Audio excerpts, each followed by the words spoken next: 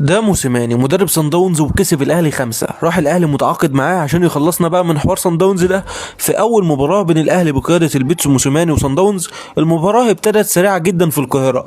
صن داونز حط واحده في العارضه بدري بدري كانت هتاخد الماتش في سكه تانية خالص، والمره دي بقى في ملعبك، بس ربنا سترها. مش بيتهدوا على كده، لا يبعتوا واحده كمان، ولكن الحمد لله بتمر بجانب المرمى، والشناوي زعق للعيبته اللي هو يعني فيها رجاله واحنا مش ورانا غيرهم ولا ايه. بعدين محمد طاهر خد بقى شومه على دماغه، فنسي انه بيلعب صن داونز والرهبه راحت، وراح دخل وحاطط شومه في المرمى.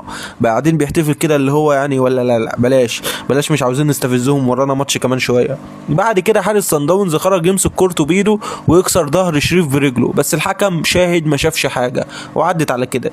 بعدين بقى ماتش من طرف واحد، صن داونز هم الاخطر بفرصه في الثانيه وربك ساترها، كانهم بيلعبوك في بريتوريا ما تفهمش في ايه. بعد كده بقى صلاح محسن يعدي ولعب بالعرض، ولكن اي حاجه. بعدين بقى عرضيه نازله من السما، حارس صن داونز ما تفهمش هو بيعمل ايه، بشكل عجيب تروح لصلاح محسن يسجل الثاني، واعتقد خطأ الحارس ده اللي خلاه مشي من النادي بعد كده.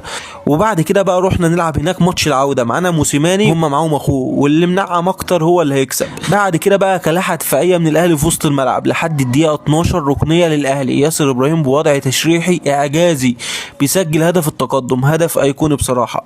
بعد كده بقى خلاص الاهلي ركب الماتش على صن داونز في واحده من القلائل يعني، وصن داونز بيحاول يقرب من مرمى الاهلي عشان تيجي الدقيقه 30 عرضيه، لاعب صن داونز يطلع في وسط دفاعات الاهلي ويسجل التعادل، بس الاهلي بقى ما بيتهزش بعدها وبيفضل يدافع باستماته.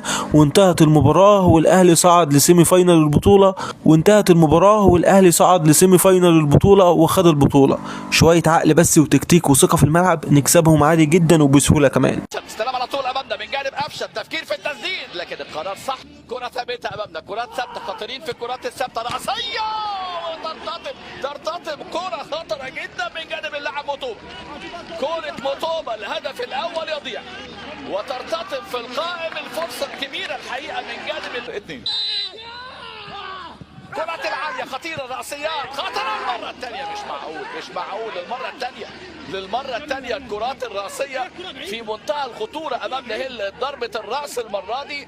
شوف كره اللاعب مطوبه اللي كانت منذ لحظات في القائم الايسر الراسيه، وكره ديانج يلعب الكره الطوليه، استلام يفرق. طاهر موقف واحد ضد واحد بيسدد حلو، طاهر هي طاهر